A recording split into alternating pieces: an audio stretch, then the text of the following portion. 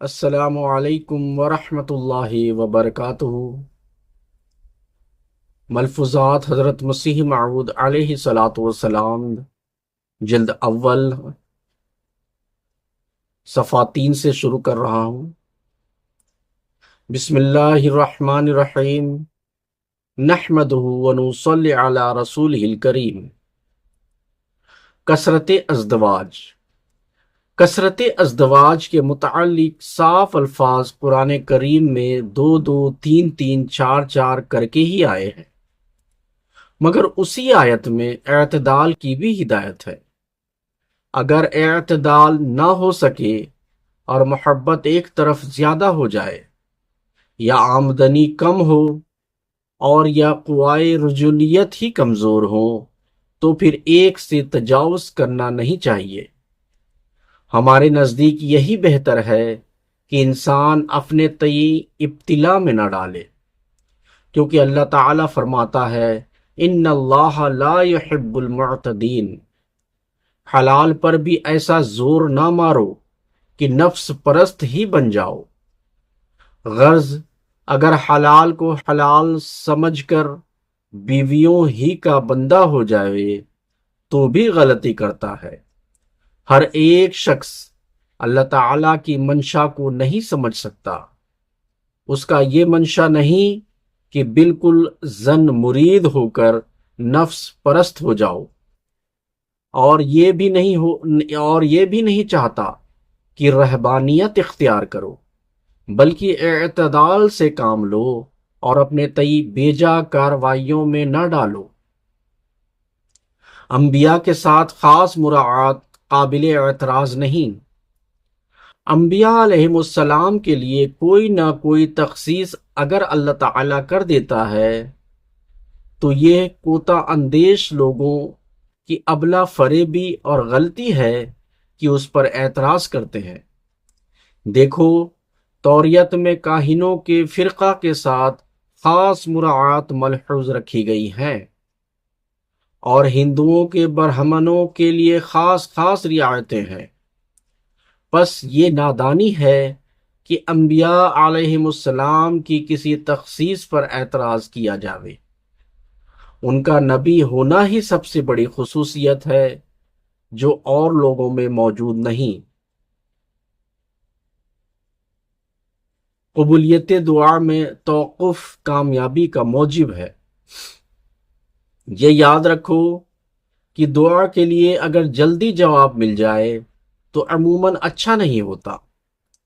پس دعا کرتے نا امید نہ ہو۔ دعا میں جس قدر دیر ہو اور اس کا یہ ظاہر کوئی جواب نہ ملے تو خوش ہو کر سجدہ ہائے شکر بجا لاؤ، کیونکہ اس میں بہتری اور بھلائی ہے۔ توقف کامیابی کا موجب ہوتا ہے۔ رونا اور صدقات فرد قرارداد جرم کو روک دیتے ہیں۔ دعا بہت بڑی سپر کامیابی کے لیے ہے۔ یونس علیہ السلام کی قوم گریہ وزاری اور دعا کے سبب آنے والی عذاب سے بچ گئی۔ میری سمجھ میں مغاظبت کو کہتے ہیں، اور حوت مچھلی کو کہتے ہیں، اور نون تیزی کو بھی کہتے ہیں، اور مچھلی کو بھی۔ پس حضرت یونس علیہ السلام کی وہ حالت ایک مغاظبت کی تھی۔ اصل یوں ہے کہ عذاب کے ٹل جانے سے ان کو شکوہ اور شکایت کا خیال گزرا کہ پیشگوئی اور دعا یوں ہی رائے گاہ گئی، اور یہ بھی خیال گزرا کہ میری بات پوری کیوں نہ ہوئی۔ بس یہی مغاظبت کی حالت تھی۔ اس سے ایک سبق ملتا ہے کہ تقدیر کو اللہ بدل دیتا ہے، اور رونا دھونا اور صدقات فرد قرارداد جرم کو بھی ردی کر دیتے ہیں۔ اصول خیرات کا اسی سے نکلا ہے۔ یہ طریق اللہ کو راضی کرنے کے لیے ہے۔ علم تعبیر الرویا میں مال کلیجہ ہوتا ہے، اس لیے خیرات کرنا جان دینا ہوتا ہے۔ انسان خیرات کرتے وقت کسی قدر صدق و ثبات دکھاتا ہے، اور اصل بات تو یہ ہے کہ صرف قیل و قول سے کچھ نہیں بنتا جب تک کہ عملی رنگ میں لا کر کسی بات کو نہ دکھایا جاوے۔ صدقہ اس کو اس لیے کہتے ہیں کہ صادقوں پر نشان کر دیتا ہے۔ حضرت یونس علیہ السلام کے حالات میں در منصور میں لکھا ہے کہ آپ نے کہا کہ مجھے پہلے ہی معلوم تھا کہ جب تیرے سامنے کوئی آوے گا تجھے رحم آ جاوے گا۔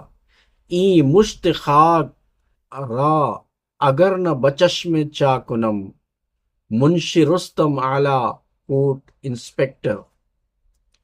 دہلی کے خواب کی تعبیر میں فرمایا کہ نماز عابد شہر میں پڑھنا بہت بڑی کامیابی ہے۔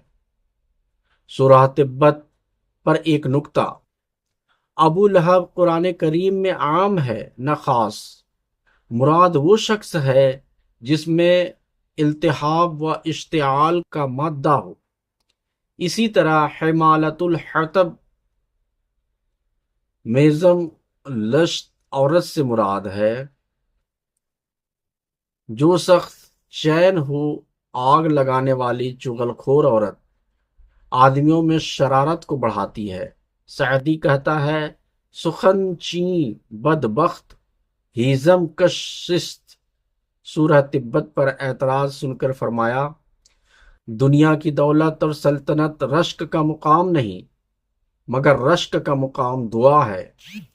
میں نے احباب حاضرین اور غیر حاضرین میں سے جن کے نام یاد آئے یا شکل یاد آئے آج بہت دعا کی، اور اتنی دعا کی کہ اگر خشک لکڑی پر کی جاتی تو سر سبز ہو جاتی۔ ہمارے احباب کے لیے یہ بڑی نشانی ہے۔ رمضان کا مہینہ الحمدللہ گزر گیا، عافیت اور تندرستی سے یہ دن حاصل رہے۔ پھر اگلا سال خدا جانے کس کو آئے گا، کس کو معلوم ہے کہ اگلے سال کون ہوگا، پھر کس قدر افسوس کا مقام ہوگا اگر اپنی جماعت کے ان لوگوں کو فراموش کر دیا جائے جو انتقال کر گئے ہیں۔ یہ ایسے وقت میں فرمایا کہ جب فہرست میں زندوں کے نام ثبت ہو رہے تھے۔ اللہم صلی علی محمد وعلی آل محمد کما صلیت علی ابراہیم وعلی آل ابراہیم انکا حمید مجید۔ السلام علیکم ورحمۃ اللہ وبرکاتہ۔